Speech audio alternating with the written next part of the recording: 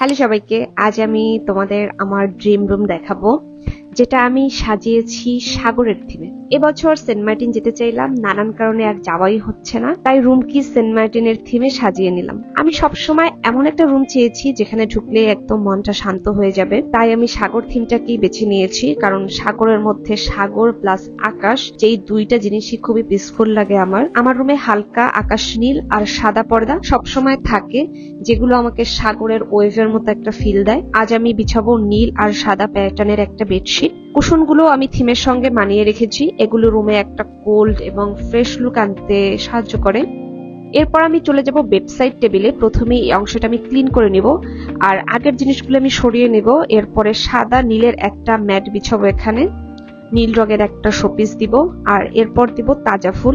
এই টবে সবসময় আমি তাজা ফুল দেই, আর এটাও আমি সাদার মধ্যে রেখেছি। এবার আমার সেন্ট মার্টিনের গ্রিন এবং কোরাল অংশটা ডেকোর করার পালা। প্রথমে এই পার্টটা আমি ক্লিন করে নিব। রুম সাজাতে আমি খুব বেশি জিনিসপত্র রাখিনি, কারণ আমি চাই রুমটা যাতে খোলামেলা একটু পিসফুল লাগে। ক্লিন করে আমি একটু রিঅর্গানাইজ করেছি। তারপর এই পাশে নতুন আরেকটা গাছ দিয়েছি, যাতে এই পাশটা আরেকটু বেশি সবুজ লাগে। এই জায়গাটাতে আমার মনে হলো বোহো ম্যাটের উপর জিনিসপত্রগুলি রাখলে আরেকটু ভালো লাগবে, এজন্য চেঞ্জ করে বোহো ম্যাটটা দিয়ে দিলাম। এবারে আসি মেইন পার্টে।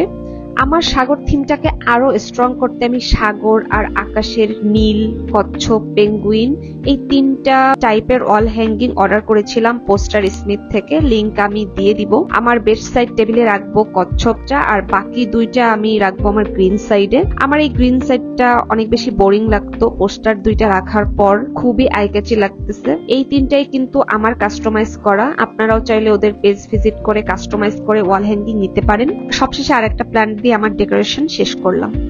এবার আমি আপনাদের বলি, সাজানোর সময় আমি কিছু বিষয় মাথায় রেখেছি, যেমন রঙের সামঞ্জস্যতা, নীল, সাদা আর প্রাকৃতিক শেড আমি রেখেছি। প্রাকৃতিক আলো বেশি করে রাখা, জায়গা খালি রাখা, রুমে যাতে গাদাগাদি না লাগে। আর কেন আমি এই থিমটা বেছে নিলাম, সাগর থিম বেছে নেওয়ার কারণ হলো এটি আমার মনকে পিসফুল রাখে। সাগরের রং এবং প্রাকৃতিক উপাদানগুলি সবসময় প্রশান্তি দেয়।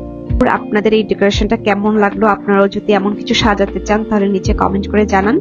আর ভিডিওটা ভালো লাগলে লাইক, শেয়ার এবং সাবস্ক্রাইব করতে ভুলবেন না। ধন্যবাদ, দেখা হবে পরের ভিডিওতে।